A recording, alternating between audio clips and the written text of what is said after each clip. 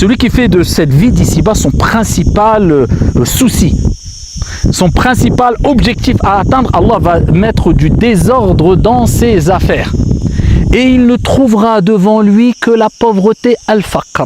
Tu vas t'épuiser, tu vas te fatiguer, tu vas penser que ça marche, mais devant toi tu ne verras que pauvreté. Pourquoi? Parce que tu en voudras encore plus, donc tu n'es pas satisfait, donc quelque part, même si tu as beaucoup d'argent, tu n'es pas riche.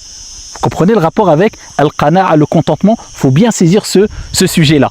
Et il ne verra devant lui que la pauvreté et il ne trouvera, il n'acquérera que ce qui lui a été prédestiné dans tous les cas.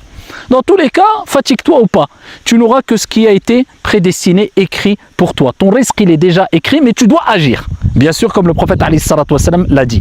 Et il dit, quant à celui qui fait de son principal souci à l'au-delà, eh bien, Allah réunira ses affaires. Allah arrangera ses affaires. Allah lui facilitera ses affaires. Il sera discipliné, ordonné, ça sera carré. Il donnera du temps à chaque chose, sans excès, et il donnera son droit à chaque chose. Le droit pour lui-même, le droit pour sa famille, le droit pour sa religion, le droit, etc. Allah va réunir ses affaires. Et écoute bien, et Allah va mettre al-qana'a, le contentement dans son cœur. Ah, c'est ce qui nous importe. Ah, vous voyez que la richesse matérielle passe par le contentement du cœur, l'apaisement. Allah va mettre le contentement dans son cœur. Et cette vie d'ici-bas viendra à lui, contrainte, que tu le veuilles ou non. La vie d'ici-bas, c'est elle, ad-dunya, qui va venir à toi. Pas besoin de courir aveuglement, comme un fou furieux, qui ne pense qu'à et qui ne pense jamais à sa religion, en te fatiguant. Non, non, non, non, t'inquiète pas. Tu fais devancer l'au-delà, tu gardes les pieds sur terre, Allah va mettre le qana'a, le contentement dans ton cœur, et cette vie d'ici-bas, elle viendra à toi. Dunya, avec ses biens, viendront à toi. Donc si tu as déjà compris ça, écoute bien, tu as compris la première clé, la principale des clés, car c'est la base. Tu fais de cette dunya une option, et tu ne la mets pas de côté. Sois riche, il n'y a aucun problème. Puisque cette richesse-là, elle ne t'aura pas détourné de ton Seigneur et des actes d'adoration. Puisqu'elle ne sera pas rentrée dans ton cœur à tel point que tu deviennes aveugle. À partir de ce moment-là, tu seras reconnaissant envers ton Seigneur. Et le prophète alayhi salatu wassalam a dit, Allah est satisfait d'un riche. Ah, tu es riche, tu as beaucoup d'argent, tu as des belles voitures, tu as... Ok, mais reconnaissant. Là, tu seras reconnaissant. Puisque cette dunya ne sera pas dans ton cœur à tel point qu'elle te détourne de ton Seigneur, mais elle sera dans tes biens, dans tes poches plutôt, ou même dans ton cœur, mais sans excès. Elle ne te détournera pas de ton Seigneur. Bien au contraire, tu seras reconnaissant en donnant de l'argent, puisque tu auras réussi le test. En donnant aux pauvres, en aidant les gens, en faisant des actes d'adoration à travers ton argent, en rendant heureux les gens, puisque l'argent soit ne fait pas le bonheur, mais contribue au bonheur à partir du moment où tu l'utilises correctement. Donc première des choses, tu veux être riche, passe par la richesse du cœur. La richesse du cœur, c'est le contentement al-qana'a. À ce moment-là, Allah t'accordera les richesses matérielles. Tu fais de ton principal souci l'au-delà, pas la vie d'ici-bas. Deuxième des clés, réveille-toi tôt. Le prophète alayhi salatu wassalam a dit Bourika fi ummati ou li ummati fi bukuriha. Il a été béni pour ma communauté. Ça c'est les clés, ça c'est les causes. Il a été béni pour ma communauté, eh bien la matinée. C'est-à-dire ce que tu vas faire le matin, eh bien te permettra d'acquérir une baraka, une bénédiction que tu n'acquerras pas si tu fais ces activités-là dans l'après-midi, que tu le veuilles ou non. Alors ne te dis pas, je me lève tard, parce que j'ai le temps l'après-midi, et ce que j'aurais pu faire le matin, je le ferai l'après-midi. Tu n'as pas compris le hadith. La bénédiction, al-baraka, elle est le matin, même si tu as le temps l'après-midi. Si tu veux le baraka, la bénédiction, ce qui te permettra de ressentir, de sentir, de profiter, de voir tes biens comme étant utiles, et de profiter de tes biens, eh bien cherche la baraka. La baraka, elle est le matin, lève-toi tôt. Il faut se lever tôt comme le prophète alayhi salatu wassalam a dit. Ça c'est la deuxième clé. La troisième clé, très importante. Le prophète sallallahu alayhi wa sallam fi sahih, il nous dit que celui qui veut avoir, traduction du sens, des biens abondants, beaucoup d'argent, beaucoup de biens, et voir sa vie s'allonger, avoir une longue vie, qu'il maintienne les liens de parenté. Allah, plus tu maintiendras et tu feras des efforts pour préserver, pour renforcer, pour protéger les liens de parenté à travers ton bon comportement envers tes parents particulièrement, en les visitant et en faisant de cette visite, de cette relation, pas une corvée, pas une option, mais une priorité dans ta vie. Sois pas ingrat. Tes parents t'ont tout donné. C'est pas pour que aujourd'hui tu dises quand j'ai le temps le week-end, je les appelle. Non, ils font pas la manche tes parents. Hein. Non, ils font pas la manche. Tu leur dois tout à tes parents.